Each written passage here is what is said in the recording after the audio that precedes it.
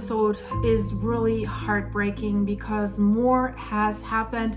When you see the new images, you will know what I mean. I'm talking about Niscemi, the town of 24,620 inhabitants on Sicily, Etna's home island in Italy. So almost 25,000 inhabitants, guys, and this town is probably lost, and they probably have to extend their red zone another 500 feet. It's already 500 feet off the cliff. And I will also show you images that are really animated and show you with the help of satellite images, the before and after. There you see the scope of that rotational landslide. But I want to start with something else that I found on the Italian television that really sums it up, what's happening there right now. It's raining, guys. It's raining again, and we know what that means for that landslide, the clay and sand layers that are soaked. Under the flickering lights, shadows stretch like memories that won't fade. The rain beats stubbornly on the asphalt, washing away the voices of the day but not the fears. Every drop seems to count the passing time, while Niscemi holds its breath, waiting for a sunrise that promises answers but not certainties. Fragile and stubborn, hope still hangs on. It's hard, guys. I have to say it is really hard. So what is going on? The rain has come back and homes have collapsed again today and yesterday. More homes, and you see the images of the owners that are just devastated. And we hear from locals that, while the rain is coming, another building collapses into that void, into the abyss. And the desperation, they say, the desperation of the displaced is huge, but also the rage for the unheard alarms.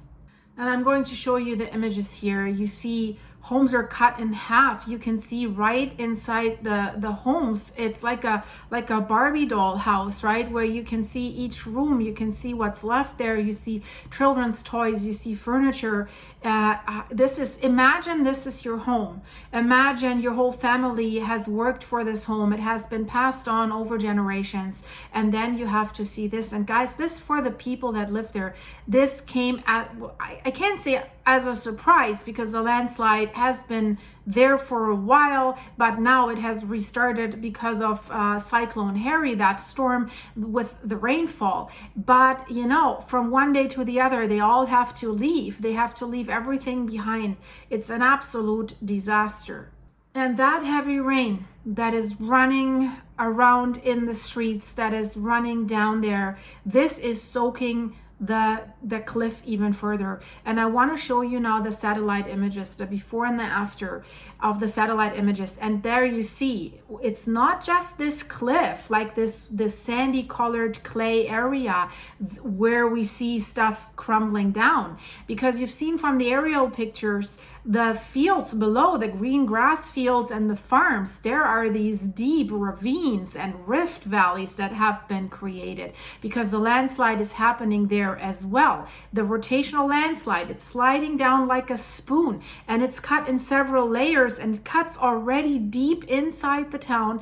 Yesterday I said it's creeping towards the town center, and it's pulling from underneath. And you see how that huge area is coming down, and then the next layer will come, and the next layer. So it's not that the danger right now is only in the front row of buildings or the second or the third. Like right now, the red zone is 500 feet inside the town, and the landslide is also traveling north, endangering areas further north of Niscemi. But as I said, it's creeping towards the town center, and they will most likely have to abandon the whole town in the long run. Sooner or later. Right now it looks like sooner. Look at this image. We have like a 3-story home that has collapsed, that has broken down today into the abyss there. Many were discussing, is this image fake? Is this AI? No, guys, this is the sad reality. This is what's happening in Italy right now.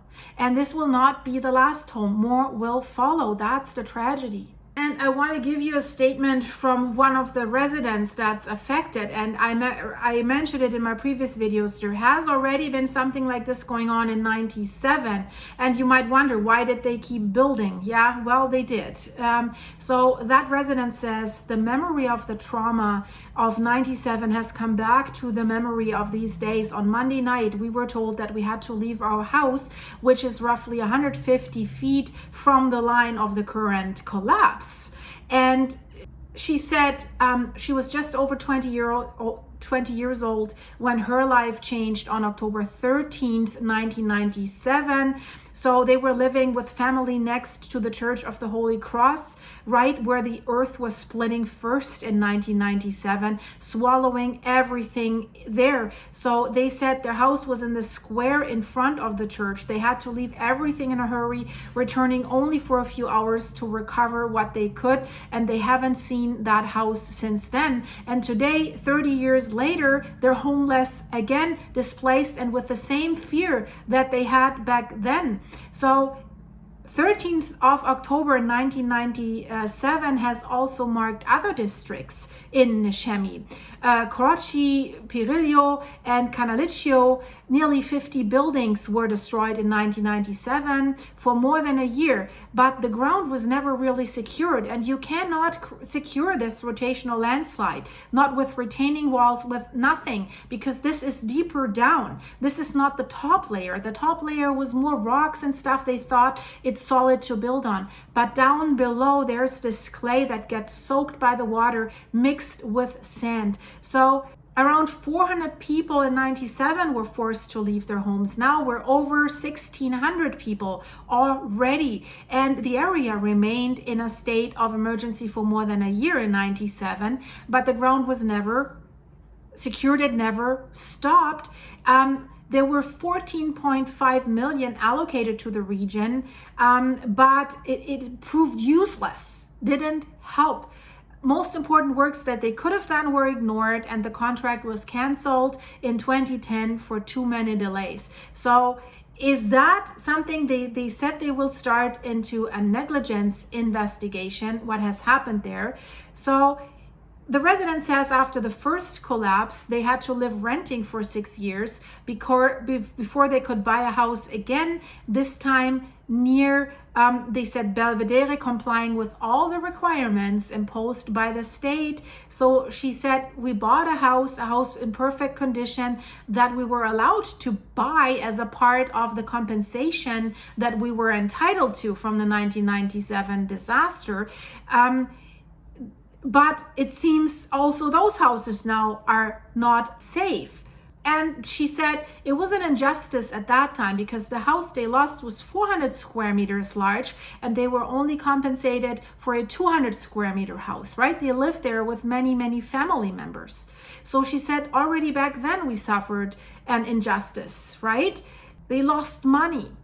She said, but we wanted to give importance to the life that was spared by this disaster. And at the moment we decided to turn the page and forget about this injustice. So we have moved on in our lives. We have tried to love our new house. We have moved on. We have also done other jobs. We have renovated the house, changed fixtures, bathrooms, and now we find ourselves in the same situation again. We're in the red zone again, and it's heartbreaking, I have to say. So, and this is kind of crazy. The past 10 years, that area was already considered at maximum risk for landslides. And then in 2014, a new landslide, another incident, had pushed the region to promise that they would get another €1 million to secure one stream that is there, create more rainwater systems, right? That the ground below them would not be soaked so much. But even these interventions have remained only on paper. They haven't done anything. Same fate also for another €8 million that were planned for that area between 2020 and 2024 to strengthen the water channels after they had done some provincial road work in the area, and nothing has been done. Even the work to consolidate the landslide area after the 97 disaster that was drafted in August 2025 has never seen the light. So the resident says, I remember that in the various meetings that we attended, we talked about planting to hold the soil together. We talked about support. We talked about the qualification of the neighborhood. Some houses were demolished for safety. My house was among them, but containment works were being done. If someone didn't do them or couldn't do them now, it would be nice to know why. And she says, without the dozens of projects that were financed on Sicily to fight the dissolution of the territory, no one concerned Niscemi. No one was worrying about Niscemi, despite 2 major landslides in 30 years and a very high level of risk. So maybe they knew that they couldn't stop this thing and they didn't want to waste money and they didn't want to tell the residents. That would be highly unfair, I have to say. But I don't know, guys. I don't want to draw wrong conclusions. But the residents keep saying the municipality has been left out of the distribution of almost 100 million euros, most of which are already distributed. And the rents in Niscemi, she says, are rising again, just like in 97. I quickly want to show you some images from the coastal areas where Cyclone Harry that has pounded there like a hurricane with waves up to 30, even 40 feet against the coastline, destroying so much. The cleaning efforts with volunteers are going on there right now, while the disaster up in Niscemi is happening. Right now in Niscemi, it has been raining over 48 consecutive hours. And the building that collapsed, other buildings that are adjacent to the one that collapsed are facing the same fate. They already show serious structural cracks. So I think in the next few hours or days, those unfortunately will also come down. The houses there are slowly moving and crumbling towards the final collapse. We can really say that is a situation that tells a story of a drama that has been going on for a very, very long time. It's the story of an emergency, right? And now it shows all its drama and its force. So we hear from the local scientists and experts, from geologists, they now warn that the entire hill could collapse if conditions worsen. And they are raising fears of an even larger disaster. Think about this. I said it, almost 25,000 residents. Authorities have opened this investigation for disastro colposo, negligent disaster, to examine whether the drainage, the land use, or the past planning decisions have played a role. Prime Minister Giorgia Meloni has promised rapid emergency support, but for residents, the uncertainty remains. Another video that I want to show you, they were rescuing horses from the area that was affected by the landslide and the cracking open ground. So I'm very happy, I have horses myself, that this has happened. And also they've been trying to rescue dogs and other animals. So they're really taking care of the animals as well. And guys, this is a massive hill. If we look at that from the perspective from the water, we see Etna in the background, but we see this is a real hill. So the whole thing could collapse and come down. It is in reality worse than it looks if we only get so close to the apparent cliffside. So guys, I will keep you updated about this. Please stay safe. Always be aware of your surroundings, especially when you buy homes, right? Look at geological surveys. Just don't rely on realtors or on what other people say. You have to do your own research. My heart goes out to the people in Italy. I know I have viewers from Italy. It's not only in Niscemi, it's in whole Sicily that has been plagued, and Sardinia as well. So many areas in Italy right now are affected by the storms that are ongoing. So guys, if you're interested in other stuff that's going on in the world, we have something going on at Yellowstone that is a tiny little bit concerning, because they are announcing a land rise the size of the city of Chicago in the caldera. And if we look at the curve, how the earthquakes were going up at the same time, this is something that we never like with a volcano. So what's that all about in the end screen? And I have a new video, the triple junction in Northern California, the Mendocino triple junction is now not only 3 plates, 5 plates are meeting there, which increases the earthquake risk. There could be a magnitude 8 or higher. This is an absolute crazy situation. So guys, best is subscribe. Go to my channel start page, click on videos, click on recent, and then you can binge watch them. Thank you so much for watching. Please like and hype this video to support my channel. And I hope to see you in the next one in a second if you click here. Thank you.